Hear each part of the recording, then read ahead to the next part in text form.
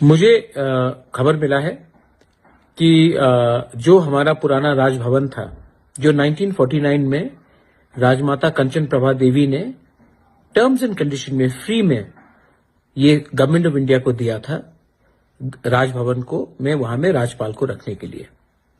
एक अग्रीमेंट हुआ था। उसके बाद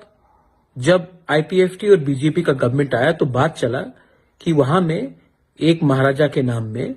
एक पब्लिक लाइब्रेरी होना चाहिए, जहां में हमारा त्रिपुरा का, हमारा तिपरासा का कल्चर, कस्टम, हमारा इतिहास को दिखाया जाएगा। लेकिन अब मुझे खबर मिल रहा है कि वहां में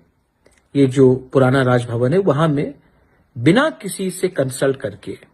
बिना हमारा सेंटिमेंट, सिर्फ मेरा फैमिली का नहीं, हमारे लोगों का, हमारा स्टेट का कल्चर का सेंटिमेंट को कंसल्ट करके वहां में एक 5 स्टार होटल बनाया जाएगा। सब चीज पैसे के लिए नहीं हो सकता है, सब चीज प्रॉफिट के लिए नहीं हो सकता है। आज अगरतला में हमारे नाम में, तिपरासा महाराजा के नाम में, हमारे त्रिपुरा के कल्चर के बारे में क्या बचा है, और आज जो भी बचा है हमारा इतिहास, उसको भी आप प्रॉफिट मेकिंग के लिए आप बिना हम लोग से बात करके आप यहां में 5 स्टार होटल बना रहे हो। आई